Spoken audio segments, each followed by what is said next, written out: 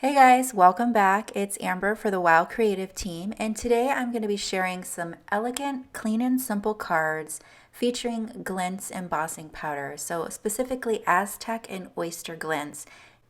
These are such gorgeous powders and they emboss so smoothly with just the most beautiful glimmer to them. You can see that I've swatched them on top. I swatched them on white cardstock and then punch it with a 1-inch punch. So here I have Simon Says stamped tiny words. I have a selection of mega alphabet dies from Altenew, which are perfect if you want to do some floral photography, which we're going to do today. And then I have the rose filament die set also from Altenew. And then a little foliage die here, and this is from the envelope liner die from Altenew. I have a My Favorite Things stamp here and a piece of ruby metallic cardstock, and this is an A2 size folded card, and I'm just pressing that down. I've inked it up with the WOW embossing ink pad, and then we're going to go ahead and emboss the two dark colored cardstocks with the Oyster Glintz, so you can see that here. And it is just so pretty. I love it. If I can find this stamp from My Favorite Things, it's called Etched Flowers. It's an older one. You may already have it. If I can find it, I'll link it down below. I'm not sure if it's still being sold or not. So I'm just going to remove my masking tape there, and that was just 2-inch Post-it tape, and then I'll go ahead and heat this. I do have this on the lower setting. This is the WOW Dual Speed Embossing Tool. The reason I have it on the lower setting is because this is a card base, and I want to make sure that my card base doesn't get warped. If it were just a card front, I wouldn't worry as much about it because I could just tape it down to the card base, but this being the card base, I want to eliminate any kind of warping. So you can see it's just, of course, magical. I think this is the thing that gets a lot of us into card making, is the magic of heat embossing. And this powder is absolutely beautiful. So it has almost like a gold pearl color to it, and because it's translucent, it takes on a little bit of the color of the cardstock underneath. So I think that this is just so elegant. Now here on the lighter colored cardstocks, I'm using the Aztec Glintz, and this has a peachy gold tone to it, which this actually ends up being my favorite card of the bunch. This is a rose gold metallic paper, and with the Aztec Glintz, I just think it's gorgeous. Here I have another stamp here. Again, these are older background stamps, and I picked them because I wanted some fine lines to keep it elegant, and even though there's a lot of pattern to this, it doesn't appear overly busy.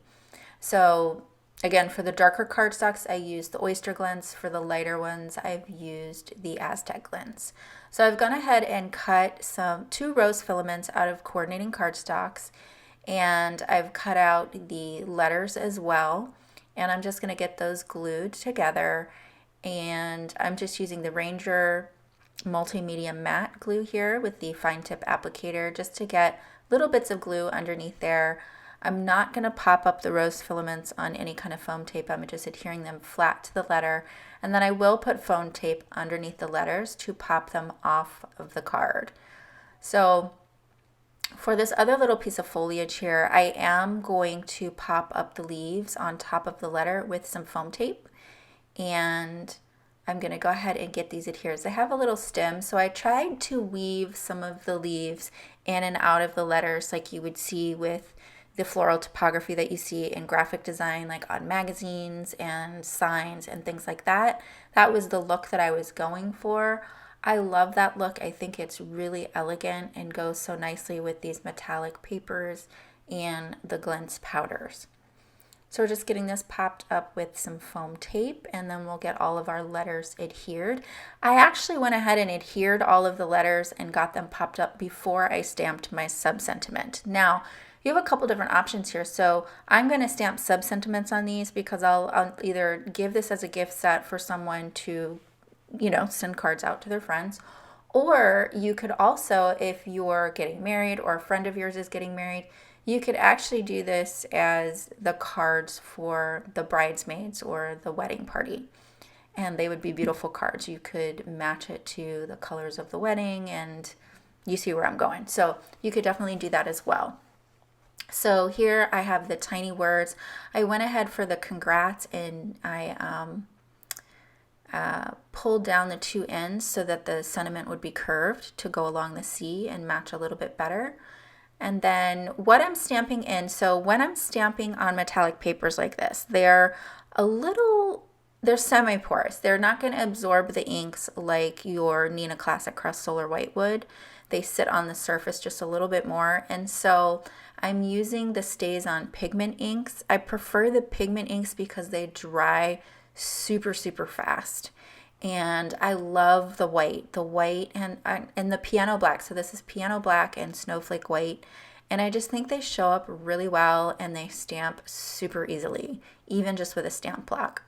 So here you can see the cards here. That one is my favorite, the rose gold. And I love the combination of the rose gold and the purple. And I will have these cardstocks listed down below in case you're interested. This one is interesting. It's called Virtual Pearl, and when you turn it, it has a little bit of a blue sheen to it. So here are some close-ups so you can see how beautifully the embossing has turned out.